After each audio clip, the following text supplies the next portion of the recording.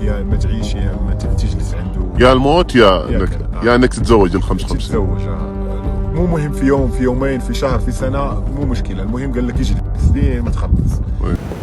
شوف، عندك جوج ديال الاختيارات، يا اما غادي تزوج بجميع النساء ديال هذه القبيله هذه اللي هما 55 امراه، يا اما غادي نقتلوك. ولك الاختيار.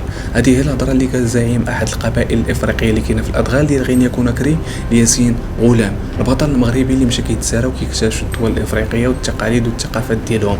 فوصل غينيا كوناكري، وصل لواحد القبيله بالضبط في الادغال ديال غينيا كوناكري، وبغى يرتاح ويشوف التقاليد ديال ديك القبيله وكيفاش كيعيشوا الى ما غير ذلك. فهنا غادي يتفاجئ بان زعيم القبيله غادي يطبق عليه واحد القرار اللي غريب، اللي غادي يقول له اما غادي تزوج النساء اللي عندي كاملين في هذه القبيله، ويا اما غادي نقتلوك. فكيفاش غادي يدير ياسين غولام انه يهرب، وكيفاش غادي يدير انه يفك راسو من هذه الوحله هذه اللي غادي يحصل فيها؟ هذه هي القصه ديالنا. نتمنى ان تنال الاعجاب ديالكم، كملوا معنا حتى الاخير لان فيها حدث اللي غريب وغريب بزاف.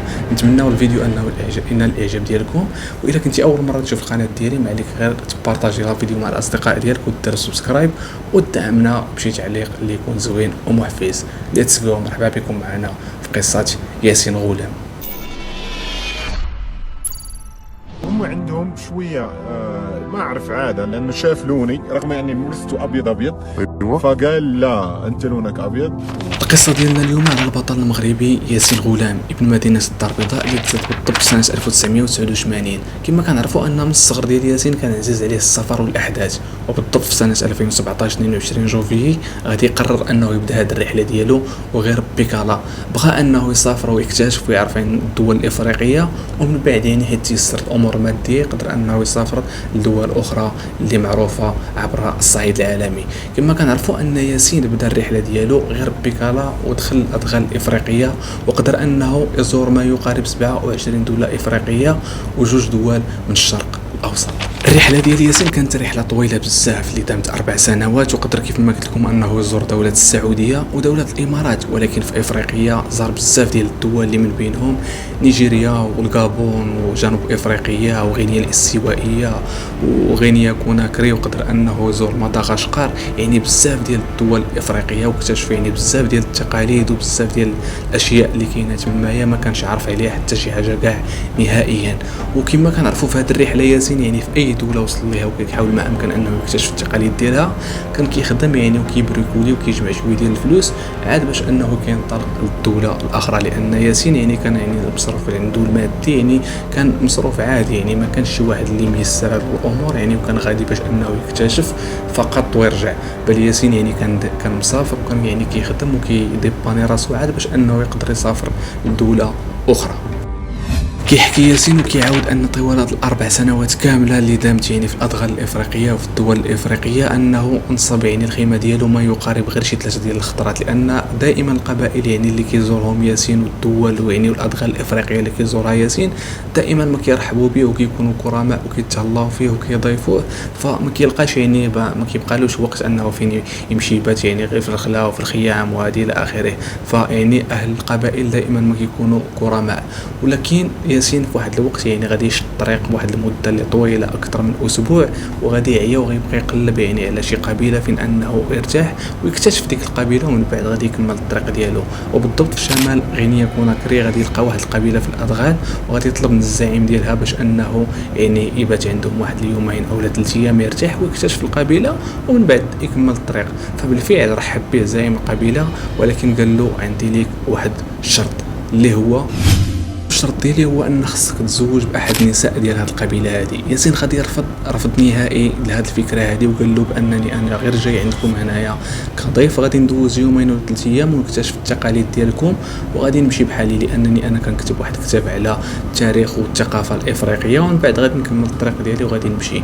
الزعيم ديال القبيله ما دخلوش هادشي لراسو، وقال له انا ما كيهمنيش هذه القصه ديال حياتك كاع نهائيا.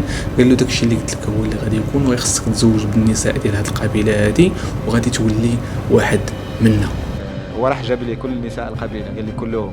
انا ظنيت بيضحك فمش مستوعب. انا بقول له اوكي باخده على عقله يعني عشان ناخذ صور وبيت يومين و3 ايام وامشي.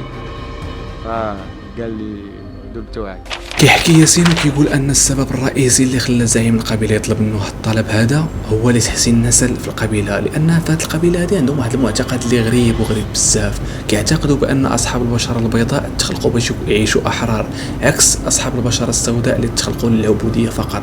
وهذا الشيء اللي خلى زعيم القبيله يطلب من ياسين هذا الطلب، واكد عليه بانه غادي يولي واحد منهم، يولي واحد من هذه القبيله هذه، لانه بغى يدير تحسين النسل في هذه القبيله هذه. لحدود اللحظه ياسين ما كانش واخد الامور بجديه، وكان كيصحابو بان زعيم القبيله غير كيمزح معاه. فالزعيم ديال القبيله ما كانش كيضحك كاع نهائيا، وكان واخد الامور بجديه كبيره، لانه بغى يدير تحسين النسل في القبيله ديالو. فياسين قال للزعيم ديال القبيله انني غادي نهز حوايجي وغادي نمشي بحالي، وفعلا داكشي اللي دار. فاين فوا بغى يتحرك بحالو، زعيم القبيله هز واحد الكلاشينكوف وقال له الا تحركتي خطوه اخرى غادي نخوي فيك هذا الكلاشينكوف. فياسين تاكد بان هذا الشيء هذا ما فيهش الضحك، وفعلا رد حوايجو لواحد الخيمه والبيكالا ديالو، ولقى الناس كاملين كيتسناو في واحد الساحه، والعيالات والرجال ديال ديك القبيله كامله مجموعين تما. فزعيم القبيله جا عند ياسين وقال له هاد النساء هادو كاملين اللي هنايا بغيتك تتزوج بهم، وماشي مهم الوقت شحال، نهار ولا يومين ولا شهر ولا عام ولا عامين. قال له انا بغيت ندير تحسين النسل، والا تزوجتي غير بوحده ما كافيش، فبامكانك انك تتزوج بهم كاملين، خذ راحتك. فياسين بقى كيحسب ان دوك العدد ديال النساء اللي كاينين تما لقى ما يقارب 55 امراه في ديك القبيله اللي غادي يتزوج بهم ياسين. نساء القبيله 55. المتزوجات المتزوجات واللي مو متزوجات وكل شيء اللي عديتها. ايوه انا جيت اضحك معاه، قلت له يعني ايش اخذ وحده ولا كيف؟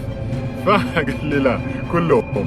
هون بدات الصدمه، بديت اصحى انه كلامه جدي. وهنا غادي يلقى ياسين راسو بين خيارين لا ثالث لهما، يا اما يدير داكشي اللي كيقولوا زعيم ديال القبيله، يا اما الموت. ففعلا ياسين بقى واحد المده تما في ديك القبيله. واحد الليله خلاهم حتى نعسوا كاع كاملين، وهز البيكار ديالو وهو يهرب.